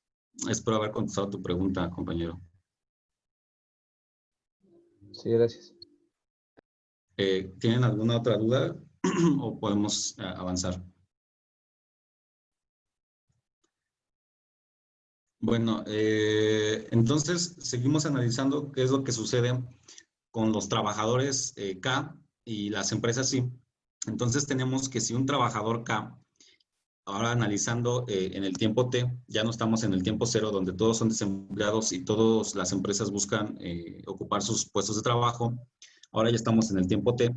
Si un trabajador K está empleado en el tiempo T, entonces su requerimiento será recordemos que ese requerimiento de K en el tiempo T será igual al salario percibido por K en el tiempo T y será un más uno, es más una unidad salarial, que es justamente lo que hace rato comentaba el compañero Rodrigo, sobre que cuando el trabajador se encuentra ya empleado, su requerimiento va a cambiar, porque si recordarán la parte de la presentación, dice que los empleados, una vez que están ya contratados, se van a volver más demandantes. No sé si era la frase. Sí, será más demandante. Y si el trabajador se encuentra desempleado, va a cambiar su requerimiento, ¿no? Entonces, para la empresa I, en el tiempo T, su requerimiento será diferente, que trae igual a cero, es decir, ya está empleando a alguien. Entonces, será B, en la empresa I, en el tiempo T, será igual a SDIT menos 1, porque la empresa va a querer pagar menos una unidad de ese puesto que está ocupado en ese momento. Entonces, recordemos que en el tiempo cero, todos los Ks están desempleados y todos los I son puestos de trabajo sin ocupar. Y para el tiempo T, tanto K como I van a modificar sus requerimientos. En el modelo T más 1, sabemos que tanto la TR y la SR no se van a modificar, que es la parte de los trabajadores que están empleados, y en los mismos puestos con los mismos salarios. Ahora se analiza lo que sucede con un modelo dentro de una persona IC, que es una persona aleatoriamente contactada, y una empresa FC, si cambian en el tiempo más 1. Este enfoque o este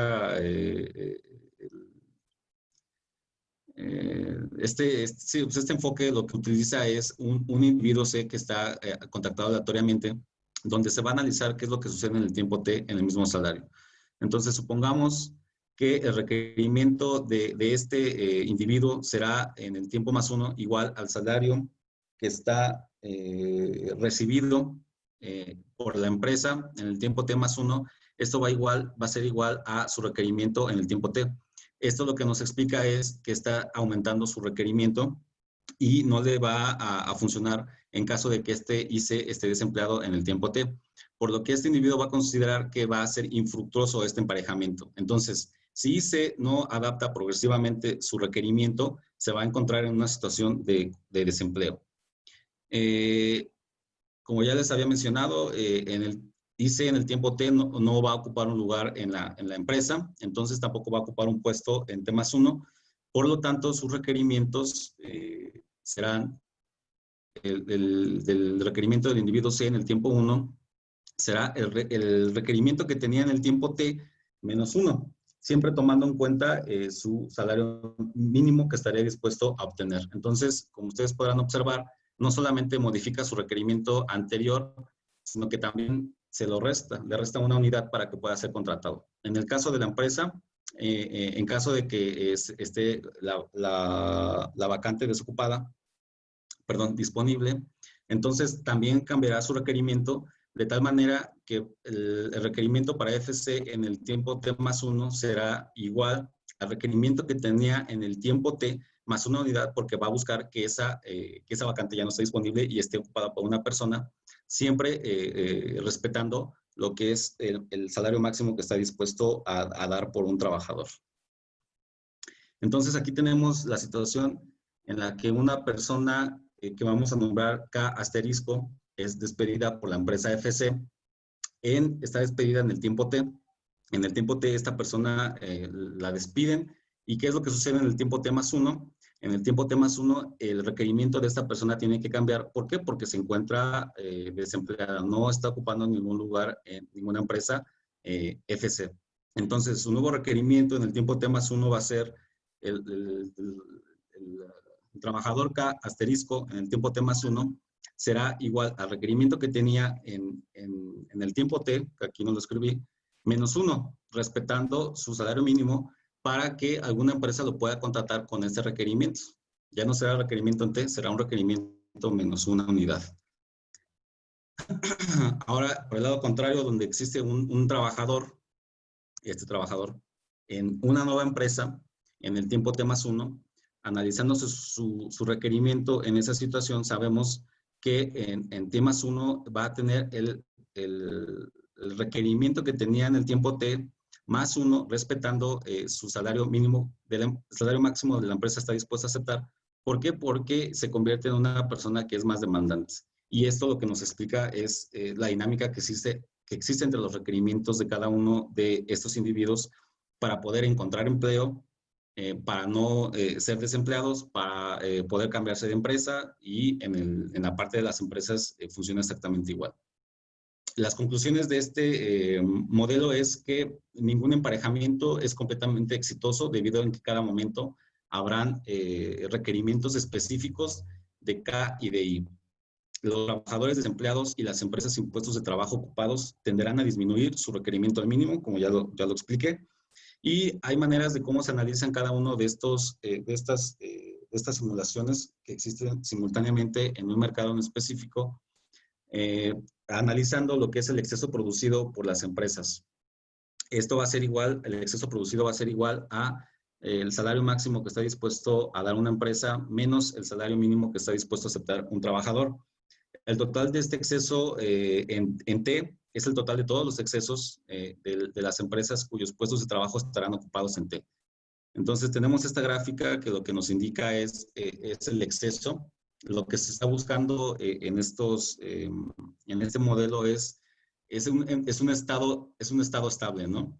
Los estados estables los vamos a encontrar en las máximas posiciones, donde quiere decir que los trabajadores ya han adquirido la capacidad de adaptarse a su ambiente y de encontrar las mejores opciones, tanto las empresas como los agentes. Y bueno, en la primera parte observamos cómo tanto los primeros trabajadores y las empresas están entrando en esta dinámica de contratación. Por un momento se mantienen y después bajan por esta dinámica en los requerimientos tanto de las empresas como de los trabajadores.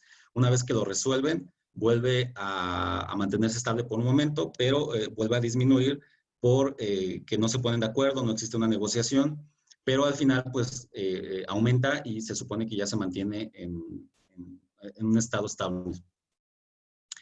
Lo que hacen los autores es hacer un análisis de muchas observaciones. Lo que hicieron aquí fue estudiar lo que hacen 10 trabajadores y 10 empresas, y lo que hacen son 40,000 simulaciones. Entonces, lo que estamos viendo aquí es la distribución entre la convergencia del tiempo, donde sabemos que la convergencia del tiempo va a ser los primeros periodos en donde el sistema económico va a estar en un estado estable. Y por mi parte es todo.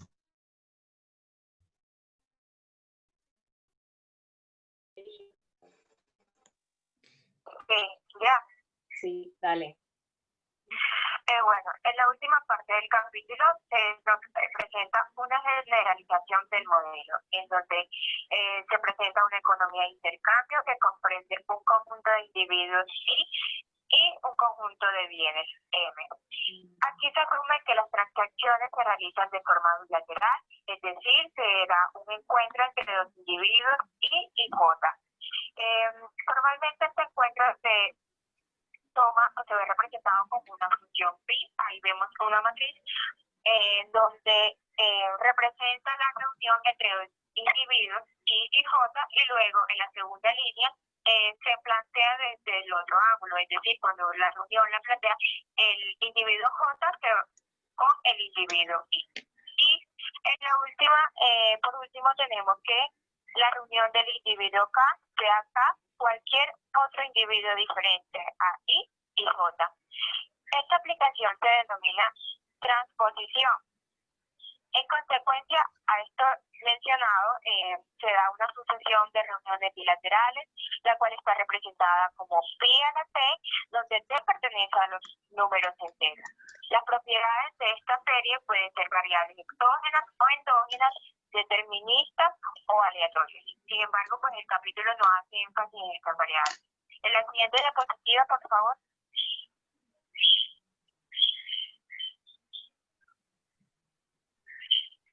Listo. Bueno, aquí tenemos las transacciones entre el agente I y el agente y el individuo.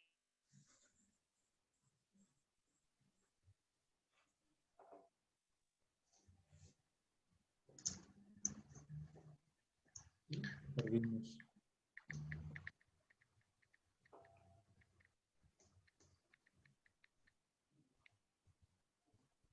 Hola. No escuchamos a Daniela tampoco, ¿verdad?